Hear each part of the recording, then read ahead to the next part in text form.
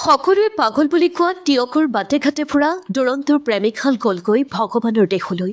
দুবছৰ পূৰ্বে মৃত প্ৰেয়সীক এইদৰে প্ৰাণ ভৰি চাই গগন ফালি কান্দিছিল চেতিয়াই।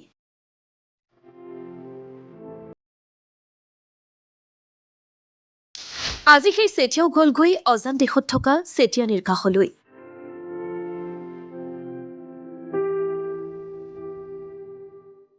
চেতিয়া চেতিয়ানীৰ এই প্ৰেমেই আপোনাক ক'ব নিস্বাৰ্থ প্ৰেম কাক কয়। দুবছৰ পূৰ্বে মৃত প্ৰেয়সীক এইদৰে প্ৰাণ ভৰি চাই থকা সকলোৱে পাগল বুলি কোৱা টিয়কৰ চেতিয়াদা আজি গলগৈ। টিয়কৰ বাটে ঘাটে ঘূৰি ফুৰা মানসিকভাৱে দুৰ্বল এহাল প্ৰেমিক যুগল এয়া চেতিয়া চেতিয়ানী। ভোগবিলাসী ধন টকা পকা ঘৰত থকা প্ৰেমিক নহয়, ঘৰ বাৰী নাইকিয়া বাটে ঘাটে ফুৰা দুৰন্ত প্ৰেমিক দুয়ো। ঘৰ বাৰী নাইকিয়া চেতিয়াদাই চেতিয়ানীক এদিন লগ পাইছিল ৰাস্তাৰ কাষতে। লগ পোৱাৰ পিছতেই দুয়োৰে মনৰ মিলন হৈ এই গছজোপাৰ তলতে ঘৰ সাজি লৈছিল থাকিম বুলি।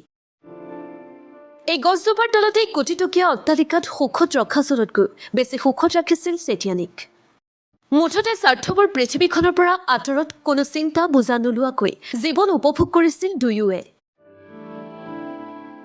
কিন্তু সময়ৰ কুটিল দৃষ্টি পৰিল দুয়োৰে সম্পৰ্কত। দুবছৰ পূৰ্বে চেতিয়ানীক নেদেখাজনে আজৰি লৈ গ'ল অজান দেশলৈ। মানুহে পাগল বুলি কোৱা চেতিয়াই দুবছৰ পূৰ্বে মৃত প্ৰেমিকাক এইদৰে প্ৰাণ ভৰি চাই গগন ফালি কান্দিছিল। তেতিয়াই মানুহে জানিছিল তেওঁলোকৰ প্ৰেম কি আছিল।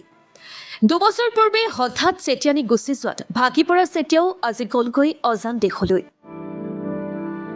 পগলা বুলি কোৱা দুৰন্ত প্ৰেমিকহালে স্বাৰ্থপৰ মানুহবোৰক শিকাই থৈ গ'ল প্ৰেম প্ৰতিশ্ৰুতি কেনেকৈ পালন কৰে।